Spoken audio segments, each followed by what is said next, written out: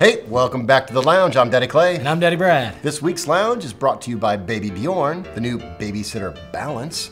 Very cool. You can eat, rest, sleep, play, all in one great spot, the babysitter balance.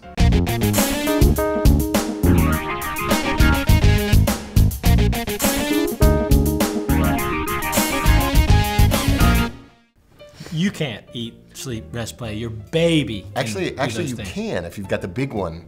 You can? The big ones. Yeah. Remember the ones we sat in New York? Those are pretty cool. Yeah, you can do but since all we're kind of talking about rest, play, sleep, we're doing a whole week on sleep, and that Yeah. has me thinking about kids and sleep, and it has me thinking about booze. Dude, you can't give booze to kids to make them go to sleep. That is illegal. No, you misunderstand. Booze, the booze.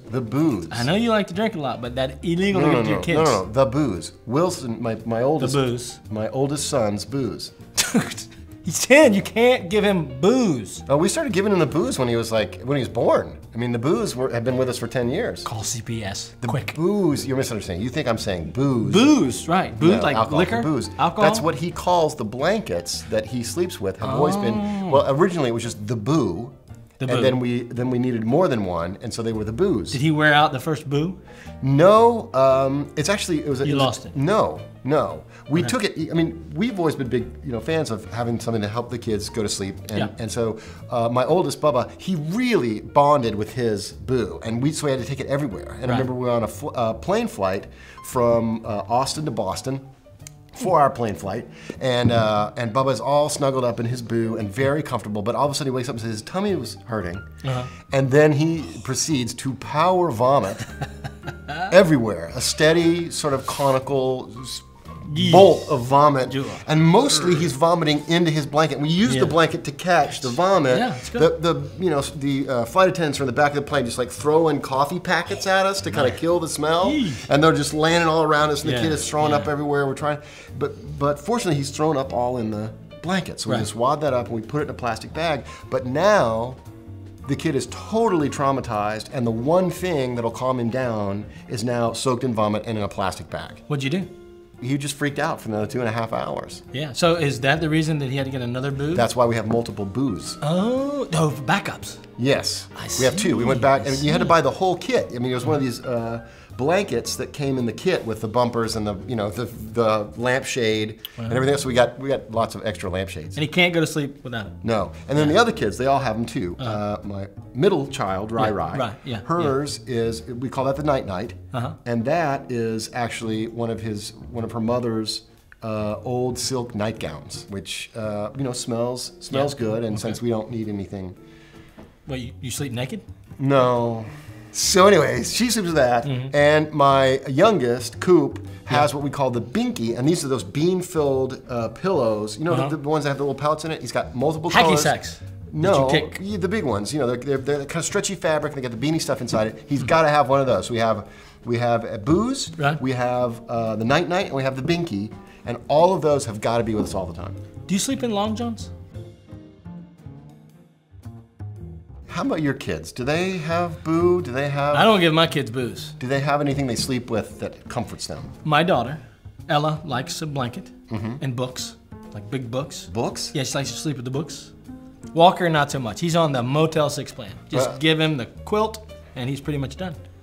That's impressive. But can we go back to the books for a moment? I mean, really, is that comfortable? Roll over on a copy of Go Dogs Go, or she likes it. Makes Madeline, her feel like good. poking in your eye. Yeah, Ella the elephant. That whole deal. She likes that. That seems like that would be a bumpy books? thing. No, they're flat. The big books. She can lie on I have top to say, of I'm with you though. That sometimes the kid, my youngest Coop, wants to sleep with something that doesn't seem very cuddly. And that he wanted to sleep with a Matchbox car in one hand and a rubber snake in the other.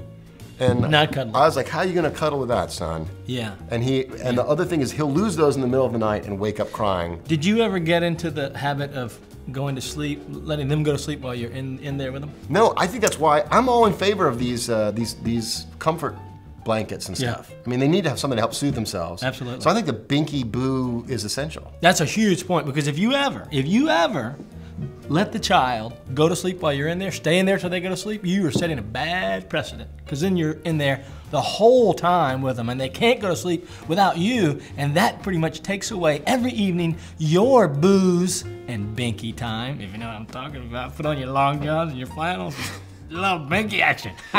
So, yeah. have your kids, give them a blanket, and let them go to sleep by themselves. But you know, there's the binky, like I was pointing out though, the boo, there's a downside, you know, because you're gonna have to take that thing with you wherever you go, and if you ever lose one, total panic. So buy something that's a binky that you can get multiple copies of. Yeah, not like a handmade Guatemalan, you know, the only one in the world. No, one of the smartest I ever saw.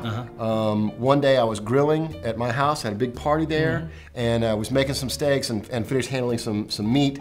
And right next to me was a little piece of cloth. I picked it up, I started wiping my hands in it, and I heard one of the mothers gasp, and I realized that I had wiped my hands on their child's security blanket E. coli. with the raw steak juice. That's correct. And the mother said, I was so apologetic, and I said, oh, I'll go take this and I'll go put this in the washing machine. I'm so sorry. I think the raw meat was probably. And she said, don't worry about it. We've got 30 more in the bag. She used a cloth diaper.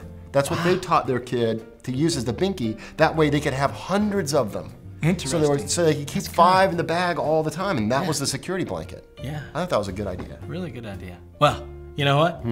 I think it's time for us to go. Yeah, probably so. Thanks to our sponsors, Baby Bjorn. Make sure you check out that Babysitter Balance. That's a pretty cool place for your kid to sleep. But that's all for us this week here in the lounge. Dude, I'd love to sleep, rest, and play in that thing. We did. I mean, you look pretty good in that one that they had. I was comfortable. So come on, tell me about the long johns, dude. I don't know. You sleep in long johns? How about in the summertime? That's not appropriate. It's kind of hot. It's not appropriate for. Oh, what do they call those flaps that you do? Flaps. People don't want to talk about cold sexy things on the internet. They want to you talk about in parenting. long johns. And their not kids. Sexy. Not sexy. I mean, you know, you're a good-looking man and all, but you in long johns? No, not so much.